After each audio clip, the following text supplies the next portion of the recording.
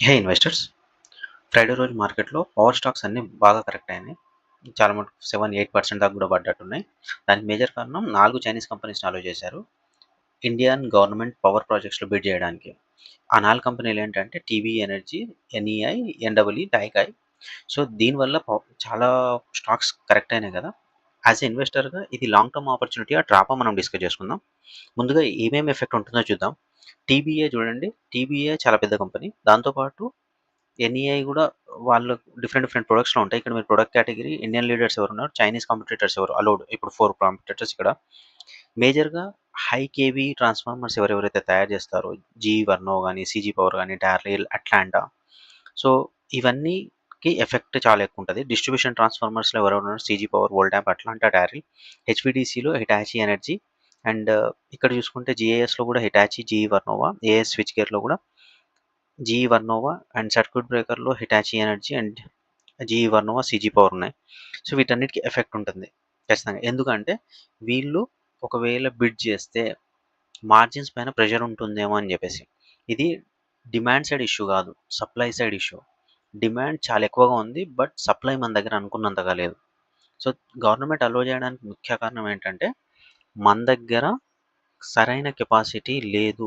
2030కి మనం అనుకున్న targets achieve అవ్వాలి అంటే మన దగ్గర కెపాసిటీ లేదు కాబట్టి చైనీస్ ప్లేయర్స్‌ని అలో చేశారు. అది కూడా 2 ఇయర్స్ వరకు అలో చేశారు. ఇప్పుడు మనం చూసుకుందాం. వీళ్ళ దగ్గర చూడండి నెక్స్ట్ 2 ఇయర్స్‌కి మంచి ఆర్డర్ బుక్ ఉంది చూడండి.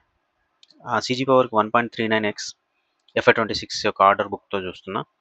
సో, ఇంకొక ఆల్మోస్ట్ 1.5 రెట్లు ఆర్డర్ బుక్ ఉంది వీళ్ళ దగ్గర. హిటాచీ చూడండి 3.5x ఉంది. జీఈ వర్నోవా ఇంకొక 3.5x ఉంది. ఆల్మోస్ట్ 2-3 ఇయర్స్ విజిబిలిటీ ఉంది.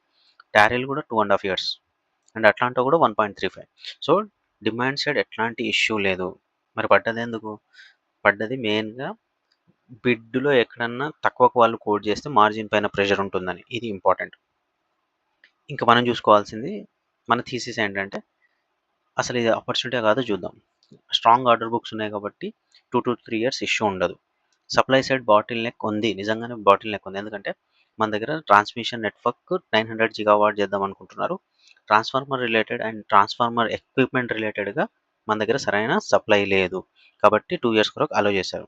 మూడోదేంటంటే 2 ఇయర్స్ తర్వాత పరిస్థితి ఏంటంటే మన దగ్గర ఇండియన్ కంపెనీస్ అన్నీ కెపాసిటీ ఎక్స్‌పాండ్ చేస్తున్నాయి. అగ్రెసివ్‌గా ఎళ్తున్నాయి. హిటాచీ గాని, జీఈ వర్నోవా, సీజీ, టారెల్ మీరు ఏ కంపెనీ అయినా తీసుకోండి. అందరూ చాలా కెపాసిటీ పుల్ చేస్తున్నారు. సో, FY28 దాకా వీళ్ళ దగ్గర కెపాసిటీ వస్తుంది. సో, ఒకవేళ ఫుల్‌గా వస్తే ఆటోమేటిక్‌గా చైనీస్ ప్లేయర్స్‌ని మళ్ళీ ఆహ్, రద్దు చేసే అవకాశాలుంటాయి. సో, చేయొచ్చు, చేయకపోవచ్చు. బట్ అయ్యే అవకాశాలు చాలా ఎక్కువుంటాయి. ఎందుకంటే మన దగ్గరే కెపాసిటీ ఉంది కాబట్టి. ఒకవేళ కెపాసిటీ డబుల్ అయిందనుకోండి, అర్నింగ్స్ ఆల్సో మన దగ్గర గ్రో అవుతుంది. ఇంకా రిస్క్‌లు ఏమేమి చూసుకోవాలంటే Chinese allowed only for 2 years. కాకపోతే ఎక్స్‌టెండ్ చేస్తే ఏంటి పరిస్థితి? ఇంకా రెండోదేంటంటే 2029లో ఎలక్షన్స్ ఉంటాయి కాబట్టి ఇది అలో చేసింది 2028 వరకు. సో, 29లో ఏ కంట్రీస్ అయితే ల్యాండ్ బార్డర్స్ ఉంటాయో, ఆ కంట్రీస్‌తో బిజినెస్ చేయడానికి కొంచెం వెనక్కడుగేస్తారు. ఎందుకంటే ఎలక్షన్స్‌లో కొంచెం ఇష్యూ అవుతది కాబట్టి. సో, మోస్ట్‌లీ 2028లో ఇది ఎక్స్‌టెండ్ అవ్వకపోవచ్చు. ఎక్స్‌టెండ్ అయినా కూడా ఏ 20%, 30%, 40% ఎక్స్‌టెండ్ అవుతుండొచ్చు. అండ్ బిగ్గెస్ట్ రిస్క్ ఏంటంటే మార్జిన్ రిస్క్ ఉంటది. ఎందుకంటే మల్టిపుల్ ప్లేయర్స్ వచ్చినప్పుడు ఆటోమేటిక్‌గా మార్జిన్స్ తగ్గిపోతాయి.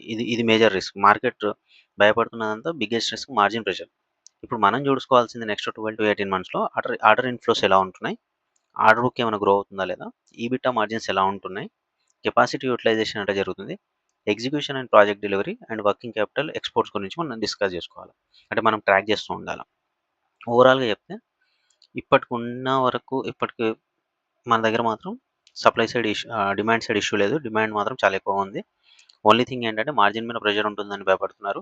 ఒకవేళ ఇవన్నీ బాగా రన్ అప్ అయిన స్టాక్స్ కదా! బాగా పడి మంచి వాల్యుయేషన్స్‌లో వస్తే ఖచ్చితంగా మీరు లాంగ్ టర్మ్ ఆపర్చునిటీగా థింక్ చేసుకోవచ్చు. లేదంటే కొంచెం షార్ట్ టర్మ్‌లో మాత్రం కొంచెం ప్రెషర్స్ ఉండే అవకాశాలుంటాయి. బట్ షార్ట్ ఫాల్‌గా అయితే మాత్రం లైక్ ఇంకొక 20, 30% ఏమైనా కరెక్షన్ అవుతే మాత్రం మంచి ఆపర్చునిటీ అనుకుంటున్నా. ఇది నా ఓన్ అనాలిసిస్. మీరు ఒకవేళ ఎంటర్ అవ్వాలనుకుంటే ప్లీజ్ మీరు మీ ఓన్ అనాలిసిస్ చేసి ఎంటర్ అవ్వండి. Thank you so much. Please subscribe.